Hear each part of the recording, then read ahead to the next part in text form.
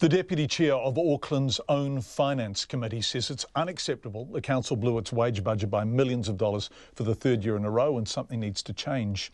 Auckland Council spent $42 million more on staff wages and salaries than it had budgeted for. And the number of staff paid more than $200,000 went up by a third. Zach Fleming has more. 73 people at Auckland Council now earn more than $200,000 a year, up from 55 last year.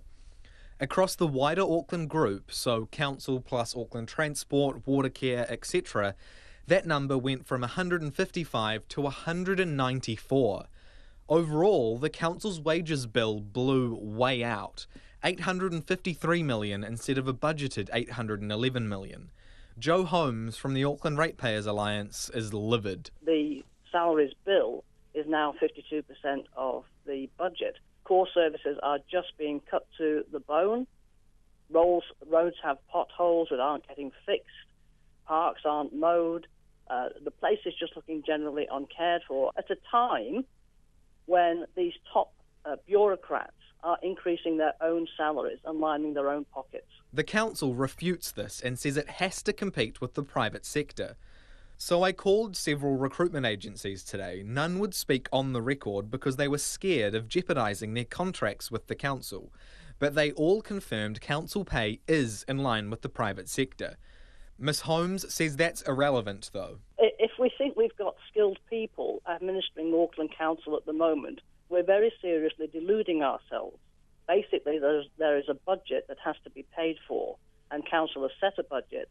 And it's very poor leadership from council, and especially from the Mayor Phil Goff, that this budget has been allowed to blow out in this way. The council's chief executive, Stephen Towns, said in a statement less than 1% of staff earn more than $200,000 a year, and he says that's in line with the Wellington City Council.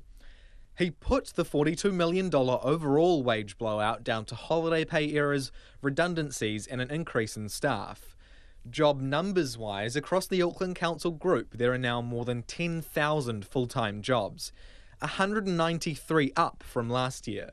Mr Towns said that was mainly necessary hirings at the Port, City Rail Link and customer service staff.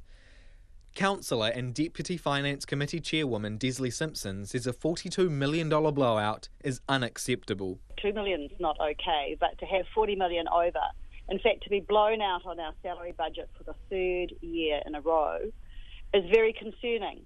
Council employs one person, our Chief Executive, and I think it's important that our Chief Executive works within the budget and provides good answers to any questions around budgets that don't come in accurately. She says some of the answers provided by Mr Town are fair. But overall, I think what hasn't been explained clearly and articulately to give Aucklanders confidence that we are being fiscally responsible is the absolute detail around the blowout. Nobody I spoke to in Auckland CBD today had that confidence. Ridiculous. Yeah, ridiculous why? They're not accountable. Usually the big salaries in the corporates is because of the accountability. These guys, the equivalency is rubbish. We have people here working harder, but for them to earn that much, it's pretty crazy, eh? Yeah, it's way too much money. A stick-to-budget philosophy is, ironically, exactly what the Mayor Phil Goff campaigned on, promising to cut the fat at council and make it run smoother and cheaper. He's issued a please explain over the salary rises. Ms Simpson says the Finance Committee has identified changes that she says will make a difference. I mean, as a new councillor, I'm concerned that the staff budget has been blown out for 3 years in a row. Now, I can understand the mistake once, but I can't understand it 3 years in a row, and something has to change, and it has to change now. For Checkpoint, Zach Fleming.